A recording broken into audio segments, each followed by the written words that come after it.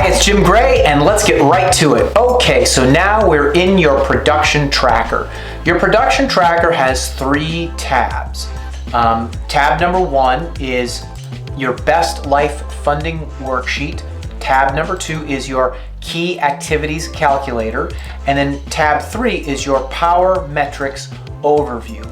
It is the combination of these 3 sheets together that's going to help you understand what you need to do every single day and how to know from a day-to-day, week-to-week, month-to-month, quarter-to-quarter basis if you are on goal, ahead of goal, or behind goal. And when you know these things, you can make plans to make sure that you always stay on goal so that you fund your version of your best life. Okay, so now let's start with your best life funding worksheet. As I said, when it comes to setting goals, we really want to be a little more intelligent about this. Rather than just picking a number out of the air, let's give that number some basis in reality. So what I have here is an example agent production tracker. I call him Fred Agent, and I just want you to follow Fred's numbers with me. So the Best Life Funding worksheet has 3 sections. There are your personal expenses, your business expenses, and then your best life expenses, okay? So let's start with step 1. In trying to develop a goal for your business, right, for units and for income, we want to determine what is your life cost, what does your business cost, and what does your best life items cost. And I'm going to explain more about that when we get there. So these tables in these tabs are designed to help you make sure that you get all of the expenses in that you have to pay for on a monthly basis in your personal life. So here for Fred, right, you can see he's got a mortgage, he's got homeowners insurance, property taxes, he makes repairs, home improvement, he does home cleaning, right, and pays for it. The way the sheet works is you put in the annualized amount and the sheet will break it down into a monthly number. Now let me say this. The sheet does not have to be perfect, but it does have to be accurate. You want it to be accurate so you know how much business you need to produce so you understand the activities you need to engage in on a day-to-day basis, okay? So we've got the home expenses, utilities, self-explanatory, food, right? Family obligations. And again, there's lines here, oops, I'll put this in here, that says other. So if there is an expense that you have that's not listed here, don't worry about it, just put it in the other category. Health and medical, transportation, debt payments, so if you have outstanding debt that you're making monthly payments on, make sure you include that. Insurances, education, entertainment. Now when it comes to entertainment, I'm going to tell you, you might want to spend some time here because my experience is many people spend far more than they think eating out and going to movies and on general entertainment. So you want to make sure you've got this number somewhere close to right. So then what we do is we add up all these categories. And in the case of Fred's life, you can see here, costs him about, I would say about $91,000, okay? But remember, Fred has to pay the government, okay? So let's assume that Fred's in the 30%, he pays 30% in taxes. So the way we come up with what Fred's tax payment is, we say, all right, if he pays 30%, then $91,000 is 30% of what number? Well, it's 30% of 130. So here's what this means. Fred would have to take home $130,000 pre-tax so that he can pay a tax bill of $39,000 so he can net out $91,000 and then he would use that $91,000 to pay for his life. Does that make sense? So I want you to take some time, go through your personal expenses, make sure that this table is right. Doesn't have to be perfect, but it does need to be accurate. Then we go to step 2. Okay? Now step 2 is where you put in your business expenses. Okay? So if you're a new agent, there's probably not going to be a lot in here. If you've been practicing for a while, but you're just a solo practitioner agent, you're going to have some expenses in here. If you've got a team and you've been at it for a while, you're probably going to have a lot in here.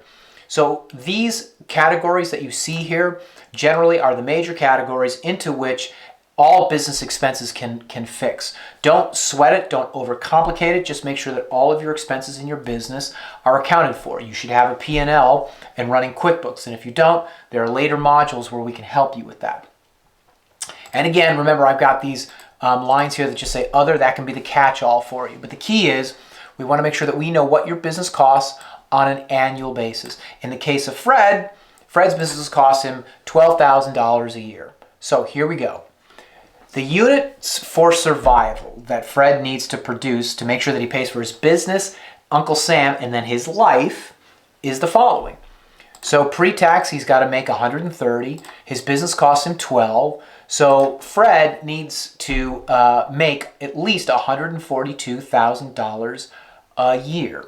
Okay, so the question is, well, okay, how many units does Fred have to do?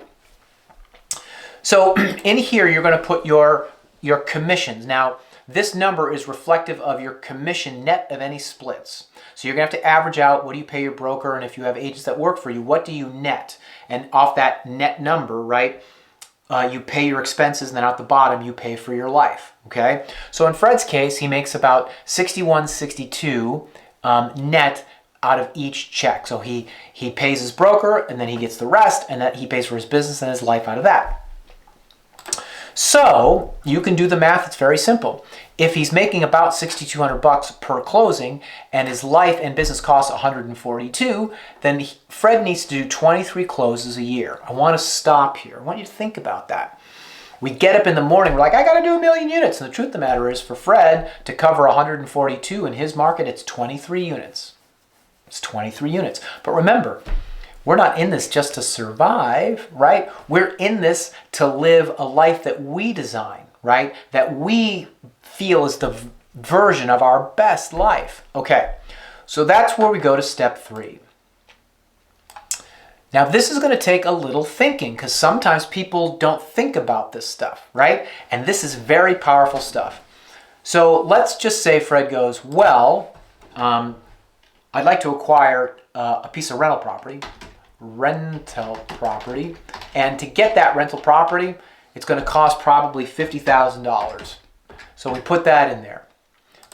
Emily, his young daughter, needs braces, and that's going to cost him $5,500. So we put that in there. Let's do this. Emily's braces.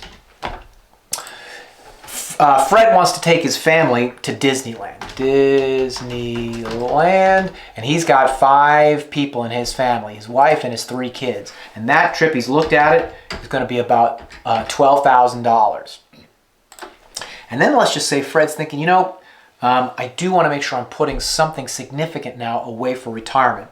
So retirement savings. And let's say he wants to put away $10,000. Okay.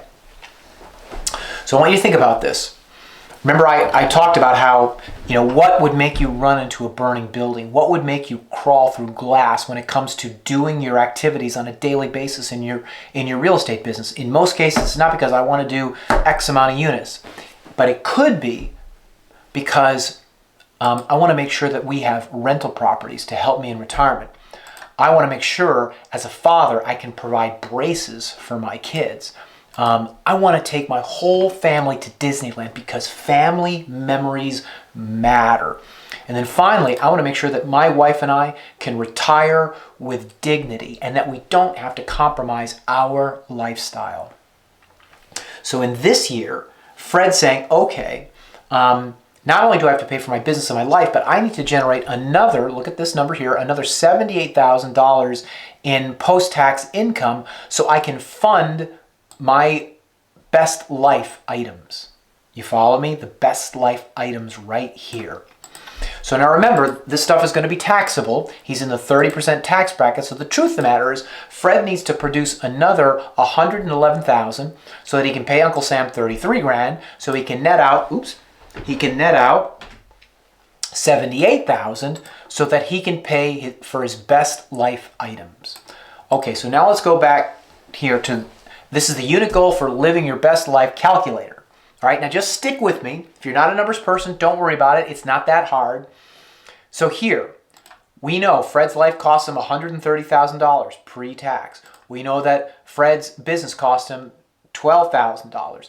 We know that Fred's best life stuff cost him $111,000. So when we add it all up, Fred needs to produce $253,000 in commissions. Okay? We know that after Fred pays splits to his brokers, and if he had another agent, right, he takes home, well, let's put it this way, he takes out $61,62, he pays for his business, he pays for his life, he pays his taxes, and then he has stuff left over. So, he's got to make $253. His average tax is $6,100. So do you see this number here? Fred has to do 41 units to pay for his life, pay for his business, and then buy rental property, provide his children with braces, go to Disneyland, and keep saving for retirement. So what I would be coaching Fred to, and what I coach you to, is focus on the 41 units, because it's not about 41. It's about rental property for retirement. It's about Emily's braces. It's about Disneyland. It's about saving for retirement and retiring with dignity. Are you with me? Okay. So that's the end of this piece of the tutorials, right? I want you to stop right now. I want you to go to your worksheet and begin to fill that out, okay? And I will see you in the next tutorial where we're going to go over the key activities calculator.